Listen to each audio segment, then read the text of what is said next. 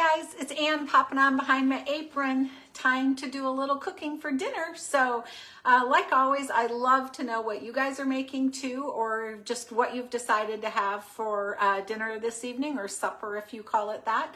So make sure you drop in the comments what you guys are making. What I'm doing is a chicken Marsala meatball. And so I just thought I'd show you the meatball process. I've seen lots of versions of this recipe online, but I kind of adapted it to what I like. So I'm using a pound of ground turkey. You can use ground chicken too. That's totally fine. And I'm putting it in our stand mixer because I think this does the nicest job for mixing up meatball mixture or meatloaf mixture or anything like that. So I have put the pound in. I'm going to add a short half a cup of panko crumbs. And so I'm curious, when you guys do meatballs or meatloaf, what do you use? Some people use crushed saltines, some people use breadcrumbs, some people use oatmeal, some people use panko crumbs. For this one, I'm using panko crumbs, so I'm going to put that in with the ground meat. And I'm going to drop the head.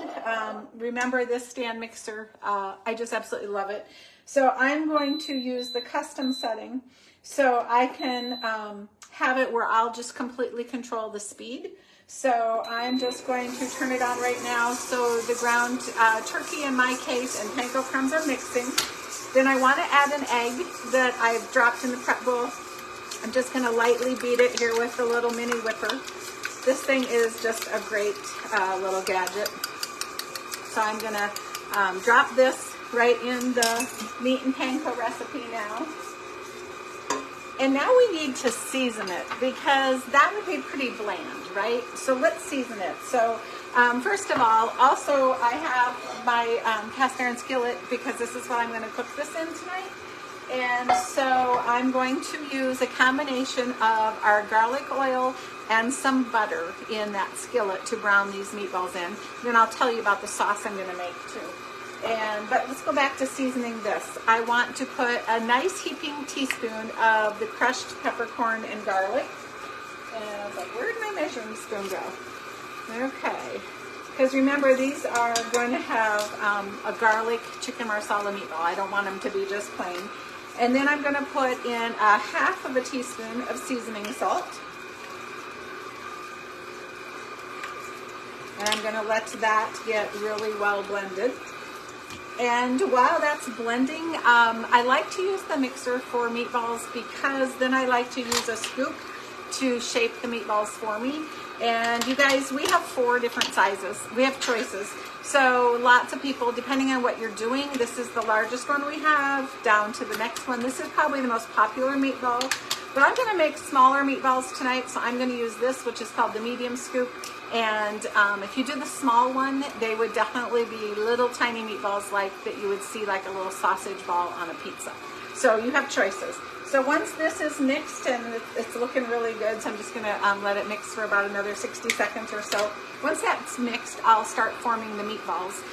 In the meantime, though, when it has Marsala in the name of the recipe, that means there's a creamy wine sauce with mushrooms that are going to be made with this. So I am going to grab my cutting board and my quick slice because this just does such a quick bang-up job. I'm going to put 4 baby Bella mushrooms on here at a time. And I'm just going to let it do the slicing for me.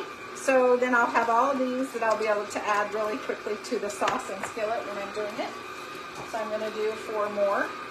And if you've been buying fruit lately, this does a great job on kiwi and strawberries too. So just give those a slice. I'm going to put that in the sauce. So, okay, so I am going to use this size of scoop. So I'm just going to show you what I'm going to do. I will just be getting in the mixture and letting it form the meatball. Then I'm going to put this skillet on top of my stove and get it hot first. So about medium-high temp, and get it so it's warming up. And then I'm going to add a couple tablespoons of the garlic oil and a couple tablespoons of butter. And I want that butter to have just kind of started to brown before I start dropping in the meatballs. And then it takes about 6 or 8 minutes to brown the meatballs all sides. So I didn't want to stay on live that long for you guys. I thought you'd think I'm crazy and that would get really boring. But I'm going to make the meatballs. Then I'm going to take out the meatballs and just set them aside. And I'm going to put in Marsala wine, more butter, and the mushrooms. And I'm going to let those cook and simmer down. And then I will add in about a half a cup of half and half or heavy whipping cream or even milk if that's all you have. And let that come to a really nice bubble. And then I will put the meatballs back in. I will grate a little bit of fresh Parmesan over the top, put a little parsley on there, and let it simmer so that it's warmed all the way through again, so that your meatballs are really warm. And then when you get it to that stage, you guys, you have a choice. So I guess this would be a good question too to have you put in the comments. If you were having something like this, what would you like it served? Do you want it served on pasta? Do you want it served on mashed potatoes? Do you want it just alone? Like, what sounds like the best combination for you? Because all of those things are still up in the air. You could do any of those and make it really quick and easy. But this is a super simple recipe for those of you cooking for just 1 or 2. This is such an easy recipe to cut down. You could easily make all the meatballs and freeze them if you wanted to do a whole batch of the meatballs, and then just make a smaller batch of sauce. So that would be one way to do it. Or gosh, just cut the package of meat down.